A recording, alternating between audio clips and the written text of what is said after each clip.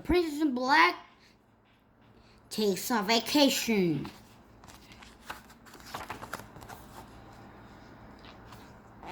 Chapter 1. It was dawn. The Princess in Black had battled monster all night, and the Princess Magnolia was tired. Princess Magnolia lay down in her fluffy princess bed. She closed her eyes. She was almost asleep when... Ring, ring. The monster alarm, she murmured. Not again. She stumbled into the broom closet. She slipped off her frilly pajamas. She fell into her black costume. Now she was a princess in black, a very sleepy princess in black. She went down the secret tracks onto the back of her pony Blackie and into the goat pasture, just as she had 14 other times that week. Roar! Said the toothy monster. Did you say snore? Asked the Princess in Black. The toothy monster shook its head. No, roar. The Princess in Black wished it had said snore. She wished she were snoring right then. Eat goats, said the monster. They're not your goats, said Princess in Black mumbled. They're Dub's goats. Go back to Monsterland. The toothy monster did not want to go back to Monsterland. The toothy monster was quite set on eating goats. So, toothy monster and the Princess in Black wag battle. Sleepy slam. Sawish swing. Double dozy. Doozy fling. The monster picked up the Princess in Black in fists. It opened its toothy mouth. It roared again. The Princess in Black opened her mouth. She didn't roar back. She yawned. Just then, someone pulled the monster's tail. Chapter 2. A boy in a mask and cap pulled the monster's tail. A boy the Princess in Black had never seen before. Who are you? Asked the Princess in Black. Where is Duff the Goat Boy? I am a Goat Avenger, said the Goat Avenger, and Duff the Goat Boy is busy somewhere else, not here. The Goat Avenger was the same height as her friend Duff. He even had the same smile, but it couldn't be Duff. Duff did not wear a mask. That's funny, said the Princess in Black. Duff the Goat Boy is always here. This is his goat pasture. These are his goats. Eat goat, said the monster. The monster was still holding the Princess in Black. The monster still had a lot of teeth. You may not eat a goat, said the Princess in Black and the Goat Avenger. The monster winced. There were too many people with masks. It was all very confusing. The monster put down the Princess in Black. It stuffed itself back to the hole in Monsterland. No one, all masks. They're free. There was the 15th monster this week, said the Princess in Black. She yawned again. She crawled up on the grass. Blackie shrugged up beside her. You look tired, said the Goat Avenger. The Princess in Black closed her eyes. The goat licked her ear. She roared over. Let her goat nibbled her hair. You need a vacation, said the Goat Avenger. The Princess in Black opened one eye. What's a vacation? She asked. You take a break from work, it said. You go somewhere nice. You rest. That sounds amazing, but I can't take a vacation. Who will protect the goats? The Goat Avenger put his fist on hip. Never fear, he said. The Goat Avenger is here. Chapter 4. A vacation, said the Princess in Black. She led Blackie back to the castle. A vacation, said the Princess in Black. She crawled back up the sacred chart. A vacation? Asked the Princess in Black. She shrugged into her fairy dress. She was no longer the Princess in Black. A vacation, said the Princess Magnolia. The Goat Avenger would stay in the pasture. He would watch out for a monster and save the goats. Princess Magnolia pout. The best time to start the vacation was right now. Chapter 5. The Princess Magnolia rode her bicycle to the seaside. After all, her pony deserved a vacation too. The air was salty, the sun was shining, the sea was blue as a monster far. It was a perfect day.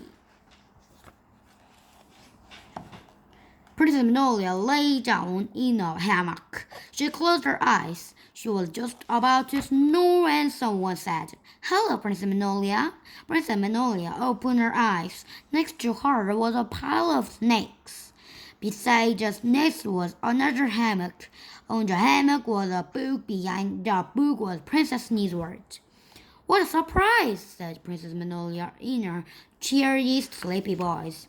"You sound tired," said Princess Sneezewort. "You should take a nap. I'll make sure no one wakes you."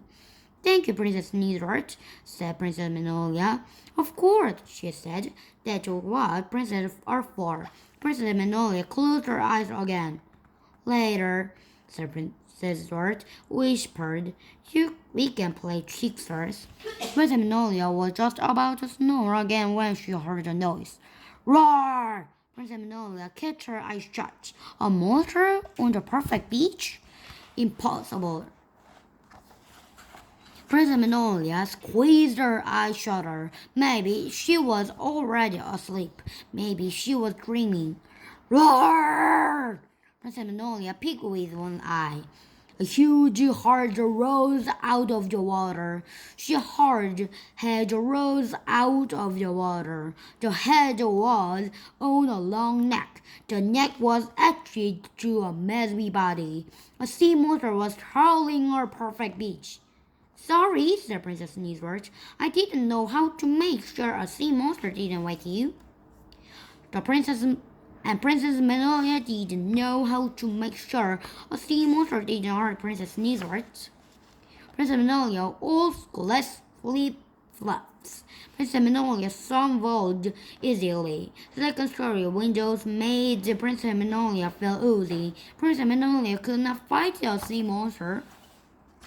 The Gold Avenger stood tall in the gold pasture, feet on hips, chin raised, smile sparkling. He waited for a monster to come. The Gold Avenger chopped at the air. He rolled on the grass. He said, "Yeah!" The Gold Avenger swallowed. Then they chewed some more grass. The Gold Avenger tried out some ketchups. "Back, monsters, back to your enough pits. Beware! Watch out! Shoo!" One of the goats barked. The Gold Avenger went over the hole. Monsterland was down there. All week long, Monster had been climbing out of the hole. The Gold Avenger had created his one monster alarm using ropes and bells, but nothing moved. "Hello?" said Gold Avenger whispered. "Monsters?" The goat chewed more grass. Letter 7. Maybe if I just lead here, the monster will go away, thought Princess Magnolia. "Roar!" said the sea monster. "Eat people!" The people on the beach screamed. "People are screaming," said Princess Sneezewort. People ran. "The people are running," said Princess Sneezewort. She ran too. People dropped ice pops in the sand. "That boy dropped his ice pop in the sand," said Princess Sneezewort. "Eat people!" roared the sea monster. "People, yum!" Princess Magnolia sighed. "You are right, Princess Sneezewort," she said. "We should run." Some say the princess don't run, but these two did. They ran very fast. Princess Sneezewort ran toward an ice pop stand. Princess Magnolia ran toward the bathing tent. She needed her discus and fast.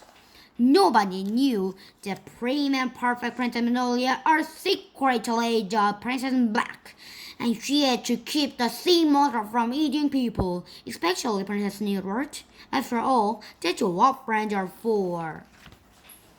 Chapter 8. The goat boy sat and watched the goat chew.